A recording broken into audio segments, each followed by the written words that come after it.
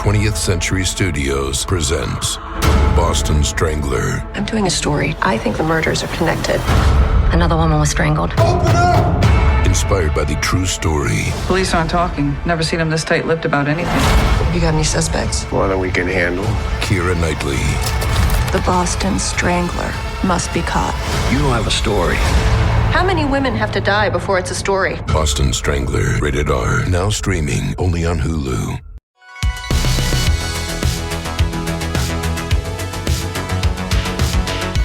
Welcome back to another episode of No Waco. This is your host, Debbie. Welcome back to another episode of No Waco. I'm your host, Debbie, and today we have a very special guest here in the studio. Go ahead and introduce yourself. Hello, everybody. I am Dr. Tim Packer. I am Executive Director at the Cove, Heart of Texas, here in Waco. Wow, perfect. And one of the first questions I always ask is, what brought you to Waco, or are you Waco native? And by your accent, I can tell one of those things. I often like to tell people when they ask me, oh, where are you from? I say, oh, Alabama.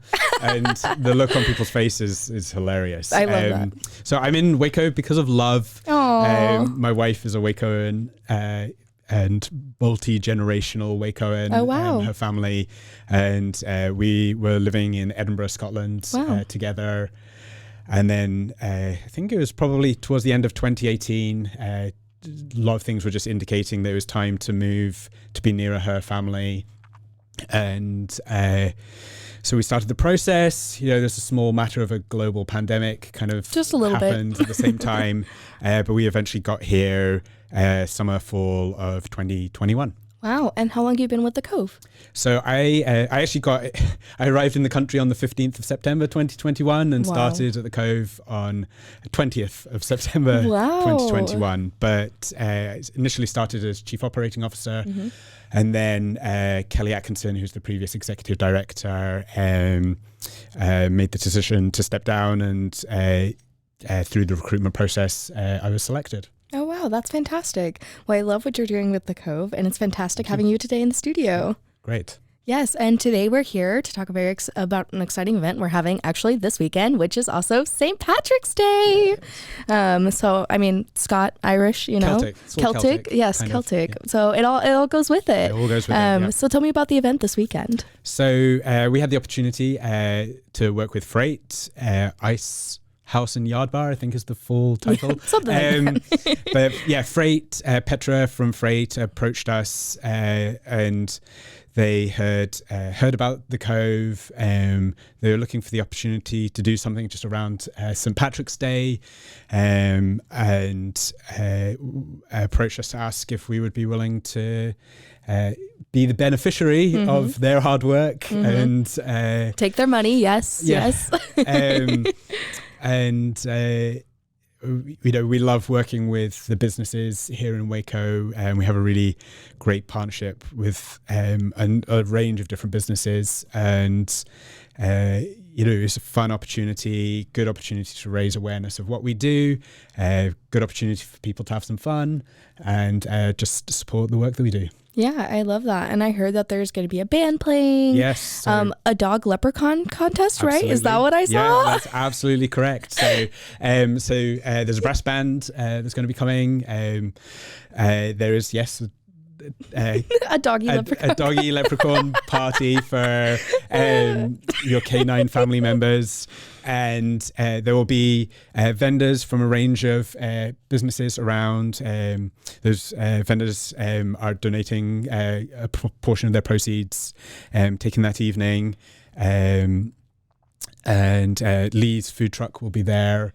There'll be a raffle where the funds from that will come to the Cove. Oh, yeah. And there's a recommended $5 on the door donation. Wow, I love that. And that's a fantastic way for people to go out in the community and have fun and also give back to a great cause. Absolutely. So tell me about, what is the Cove? So the Cove is a non-profit working here in Waco and the 6-county region including and around McLennan County. It's a non-profit that works with high school aged youth who are experiencing homelessness. And we provide 3 kind of core services. We have traditionally been best known for our after-school program, but we also provide one-to-one casework on school campuses, and we're a drop-in service. So Monday through Friday, youth can come and receive support from basic needs through to accessing ID, accessing emergency housing. We help some youth with the emancipation process if that's the situation that they're in. We have a shower, we have laundry facilities, we have hygiene items and food and all kinds of things. Yeah, I love that. And it sounds like you guys are very integral to our community. Why do you think it's so important that you guys are here in Waco right now? So the Cove started in 2016, but the thought process behind the Cove started earlier than that, around 2013. And it started because Dr. Cheryl Pooler and a number of other people in the community were recognizing this need for high school age students, and there was a gap in the provision. And one of the main things that we focus on is helping these students to complete their education, high school education, and have a kind of a next step in mind. Students who experience homelessness, they graduate at a much lower rate than their peers. So kind of in the mid 60% compared to over 80% for the general population of students. And students who don't graduate high school are also 4.5 times more likely to experience homelessness as an adult. So why is the Cove important for this community? Because we want to break that cycle. We believe everybody should have the opportunity to thrive. We don't like to think that there's students who are struggling to have somewhere safe and regular and appropriate for them to stay on a night-to-night basis. And that could be because they're doubled up, or they're having to sofa surf, or they're staying in their car, or other kind of habitation not fit for humans. Yeah. So we're here because the need is here. Yeah, I absolutely love that. With that, we'll just take a break real fast and then we'll be right back. Okay. And now for a word from our sponsors.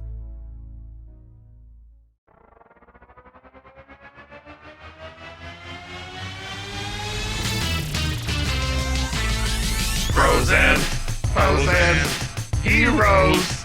Gonna tell you about frozen heroes.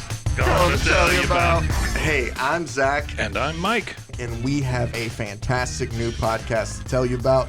Bros, Foes, and Heroes. It's the two of us looking into the world of comics, breaking down some characters that you may have never heard of, and some that are just absolutely ridiculous. Yeah, so Zach comes up with a character each time, and I go into it just completely blind. I don't know who this person is or what their abilities are or anything, and basically I guess we kind of go over their origin story and just some of the ridiculous stuff that maybe, especially Golden Age stuff. Oh, Golden Age stuff is always the best, and we will make sure to highlight all of the shenanigans and just absolute weirdness of everything. Yeah, that's right. So subscribe today and follow us on Instagram at Bros, Foes, Heroes. And if you don't, I know where you live. Not really, but please subscribe. Frozen heroes. Gonna tell you about frozen heroes. Gonna tell you about.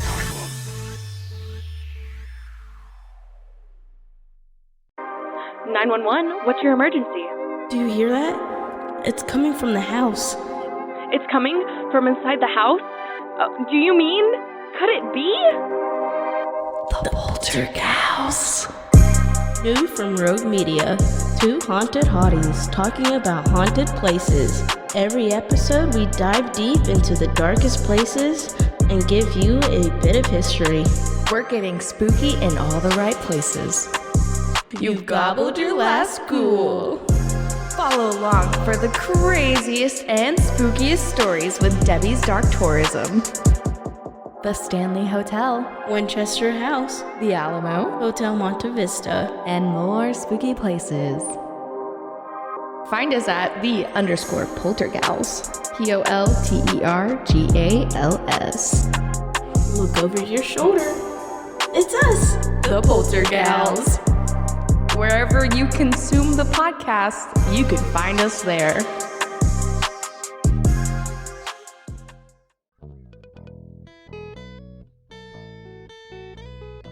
Hi, this is Sarah. And I'm Carter. And this is Some of Our Thoughts. We're two Southern sommeliers, and we want to share everything we love and know about wine. We started hanging out during quarantine and cooking and drinking and listening to music, and we just thought this would be a great way to bring everything we know to you guys. We will make wine knowledge and food pairings easy and approachable. So put on your favorite vinyl, grab your favorite glass of wine, tune into our show, and let's have some fun. Wine and vinyl. So check us out on roguemedianetwork.com or wherever you get your favorite podcast. We'll be talking about a lot.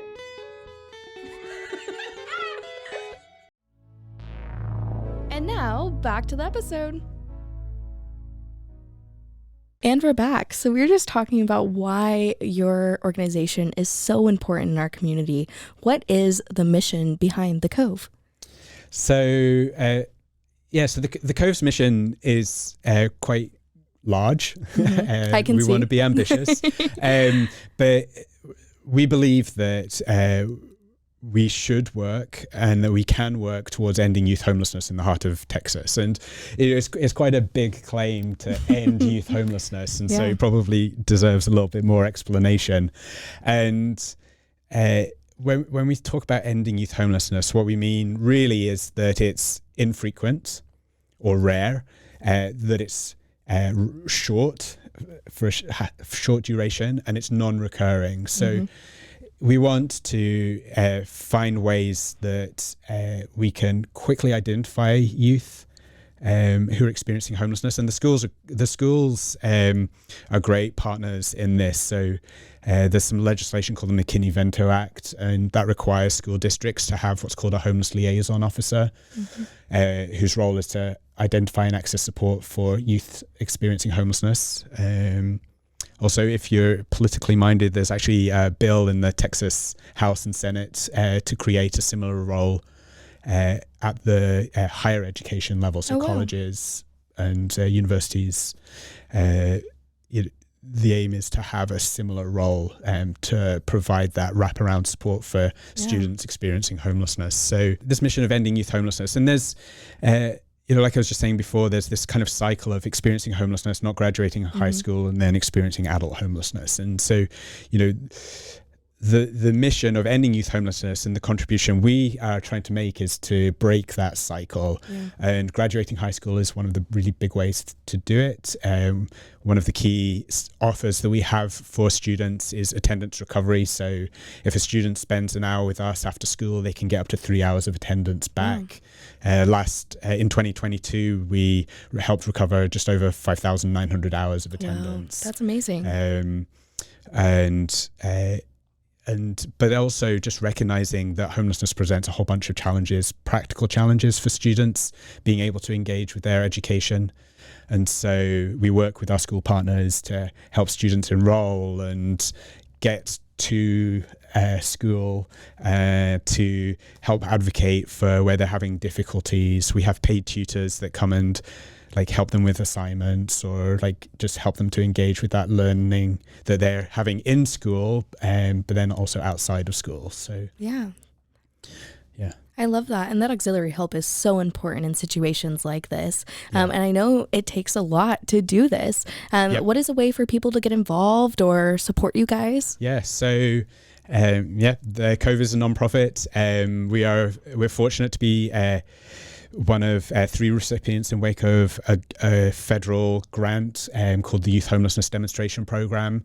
And then McLennan Commissioner's Court also provides a grant for us, along with a range of other organizations like United Way, and we've had support from the Cooper Foundation and the Waco Foundation and Rappaport and all kinds of people. So the federal and foundation grants that we receive cover kind of in the region of about half of what we need each year, and so the rest of the money comes through our corporate sponsorship strategy. So we have a tiered recognition program for businesses who want to support our work, and that's starts at $1,000 in a year up to $30,000. Wow, that's fantastic. And we also look for individual donations. We need money to pay our staff and to have the building that we have and to have computers and keep our vehicles on the road and all of that sort of thing. So people can go to our website and find out more about giving financially. We're also really interested in speaking to people who might want to do like estate planning or a planned gift. Nobody wants to think about their end of life, but we also do want to plan for that. And one of the ways that people can make a lasting kind of impact for the community is through that estate planning process. And we have some real practical ways as well. So volunteers, every evening, Monday through Thursday, when our programming is running, we have 3 to 5 volunteers who will come, and their role is very much just about supporting and encouraging the youth to participate in the services that are there, help with serving the meals and cleaning up and being a trusted, reliable presence for our youth. Volunteers, we ask them to commit for 1 evening a week for a semester, and so we recruit each semester and for the summer break. And again, there's a volunteer form on our website, which is thecovewaco.org, in case people are looking for it. But if you put the Cove Waco, you should probably we'll pull up an apartment complex.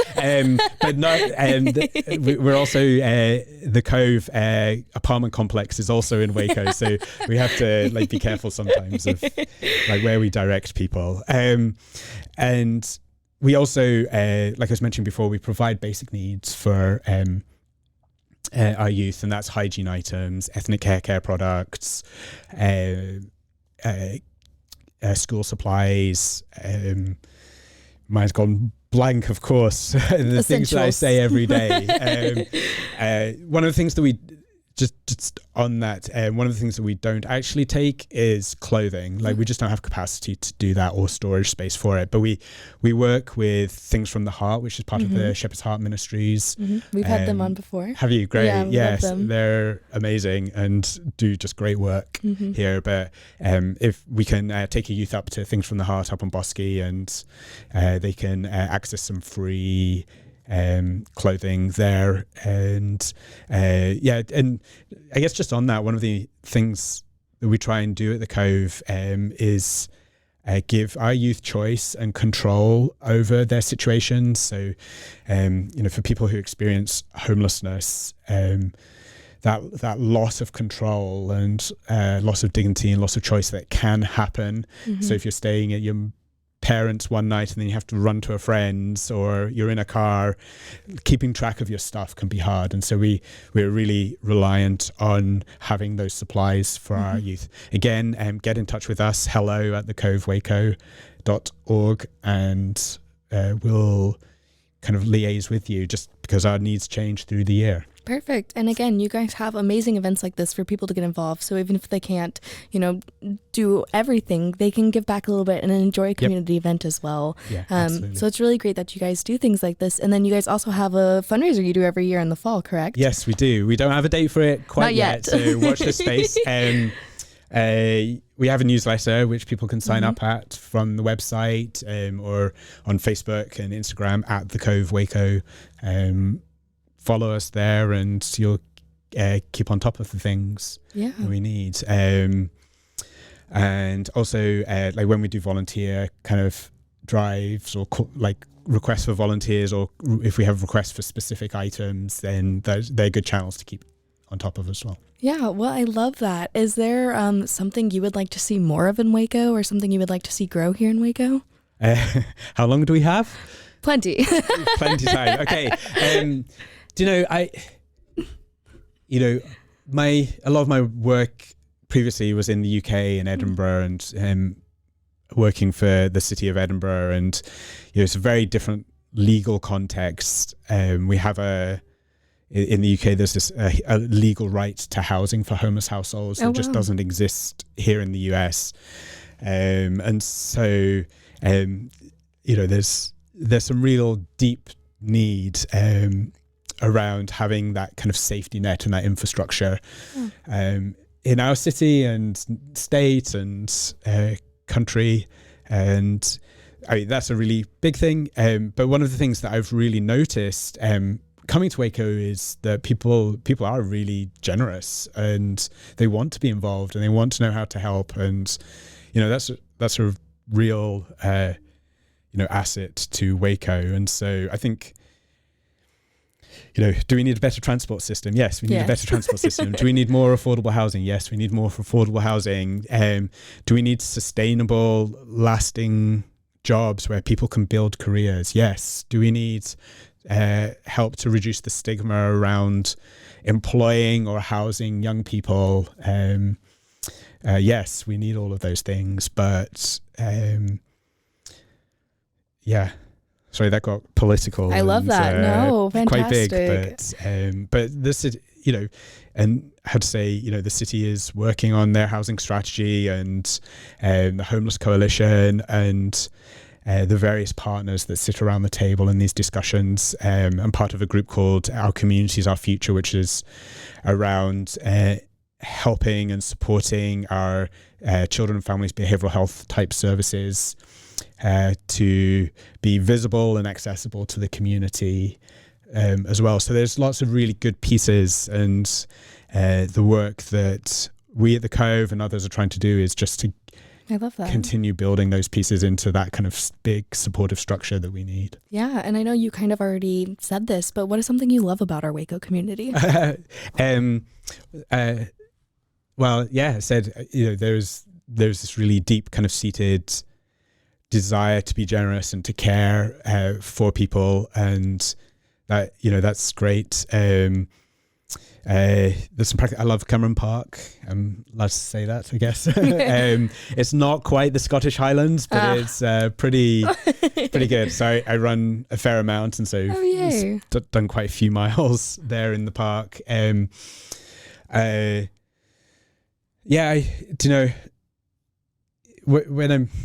When I moved to Waco, I was finishing up my PhD. I was just starting this new job, and then starting another new job.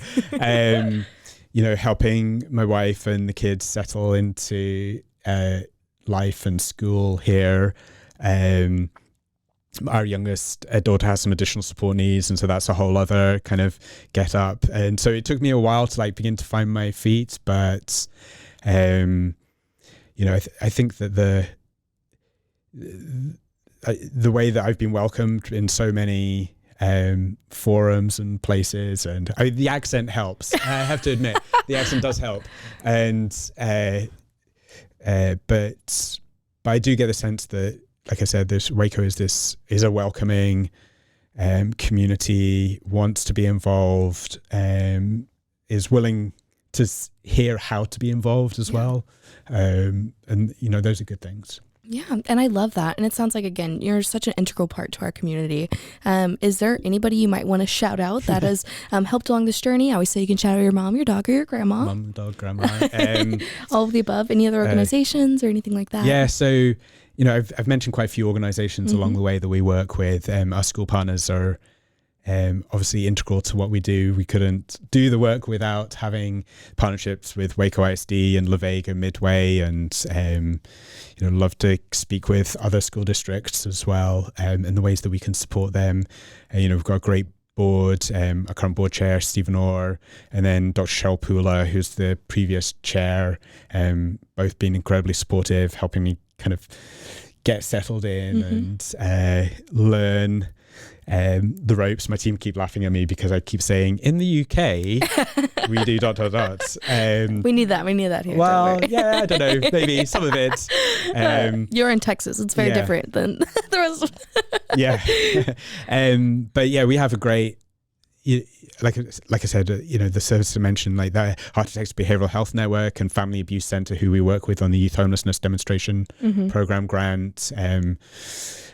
United Way is one of our local funders, and Cooper Foundation and Waco Foundation and Rappaport have all also supported us.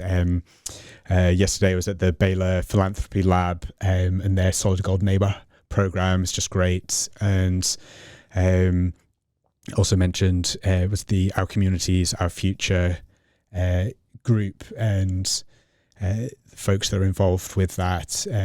So I have probably missed lots of people. I apologize. You can never name them all. It happens every episode. I'd be here a long time. The other big one that I need to mention is Methodist Children's Home, and so they made it possible to have our building up on Waco Drive, and just have a real heart for serving the kind of wider community, and the various members of the team that we kind of have contact with there on a regular basis are just great. Again, apologies if I forgot you, and you're integral, and my team. I can't you gotta forget shout my the team. I know. So there's 10 of us in the team, and they are all committed to the mission and work hard and deal with the craziness that happens sometimes, and the long hours at times, and the unusual requests, and the just whatever kind of happens. And so we can't do this without the team, and that's absolutely fantastic. And of course, give us all your social medias, where we can find you, where you can find more information, your website again, just so everybody has it. Okay, so our website's at the Cove Waco.org, and Facebook and Instagram at slide in those DMs. Waco. Yeah, that's what I did. Just slide right in and talk with your amazing social media person. Yeah, so Harold Brown is our community relations coordinator. So if you see our Instagram posts and Facebook, that's all him. All right, perfect. And is there anything else you would like to share with our guests today? I don't think so. All right, perfect. Come to the event tomorrow. Woo, yes. From 5 p.m. $5 suggested donation on the door. Please give more. I'll be there with my Square card reader and or a QR code for our website.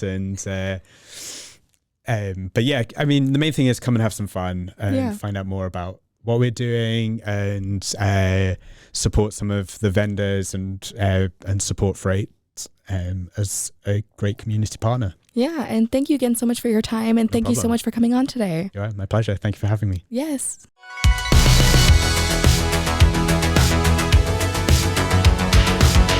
Find us everywhere on all social media platforms, KNOW_Waco. Check us out at roguemedianetwork.com, and we're on YouTube under Rogue Media Network. Check out nowaco.com.